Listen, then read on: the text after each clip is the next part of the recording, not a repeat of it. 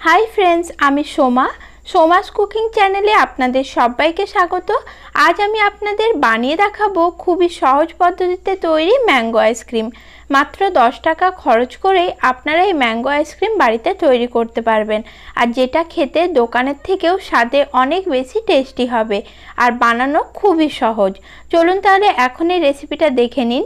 Mango ice cream तैरी करार জন্য प्रथमे आमी कड़ाईते निये निচ্ছি हाफ लिटार जल।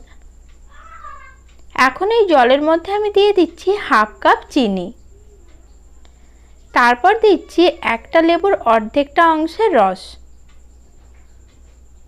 এটা 1 টেবিল চামচ মতো লেবুর রস হবে। তারপর দিয়ে দিচ্ছি হাফ চামচ নুন।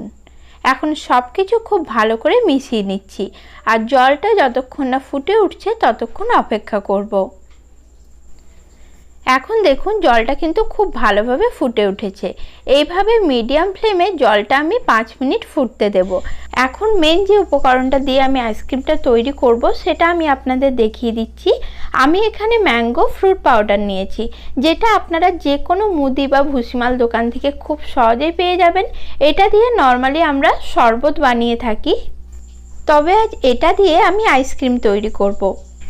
এটা আমি বড় প্যাকেটটা নিয়েছি যার দাম হলো 30 টাকা, তবে 10 টাকার প্যাকেটও পাওয়া যায়।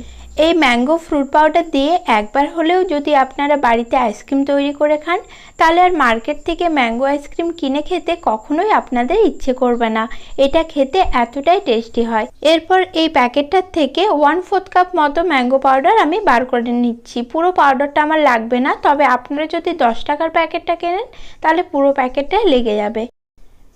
এদিকে যে চিনির রসটা সেটা কিন্তু 5 মিনিট ফোটানো আমার হয়ে গেছে। এর মধ্যে এখন আমি ম্যাঙ্গো পাউডারটা দিয়ে দিলাম।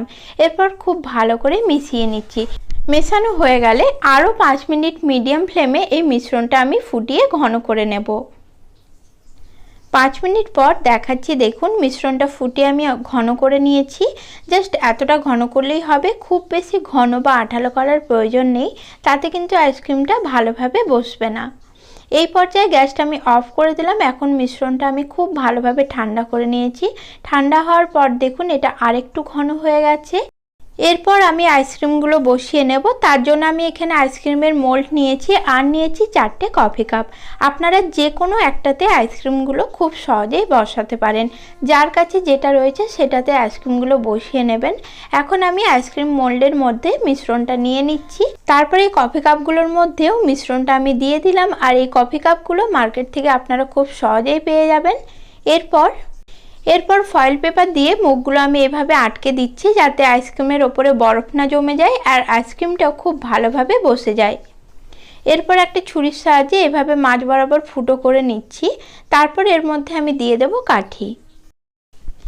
এরপর এই আইসক্রিমের মিশ্রণটাকে আমি ডিপ ফ্রিজে রেখে দেব 10 ঘন্টার জন্য। আপনারা সারা রাত্রি রাখতে পারেন, তাহলেই দেখবেন আইসক্রিমটা খুব সুন্দরভাবে তৈরি হয়ে গেছে। 10 ঘন্টা পর ফ্রিজ থেকে আইসক্রিমগুলো আমি বার করে নিয়েছি আর দেখুন আইসক্রিমগুলো খুব সুন্দরভাবে তৈরি হয়েছে। এখন একটা বাটির মধ্যে জল নিয়ে তার উপরে আইসক্রিমের মোল্ডটা রেখে দিলাম আর তাতেই দেখবেন খুব সহজেই কিন্তু আইসক্রিমগুলো বার হয়ে আসছে। আর কফি কাপে যে আইসক্রিমগুলো আমি তৈরি করেছিলাম সেগুলো খুব সুন্দরভাবে সেট হয়েছে, সেগুলো আমি এখন বার করে নিচ্ছি। আপনারা এই রেসিপিটা বাড়িতে তৈরি করলে আমাকে কমেন্টে অবশ্যই জানাবেন আপনাদের কেমন লেগেছে। নমস্কার বন্ধুরা, সকলেই খুব ভালো থাকবেন।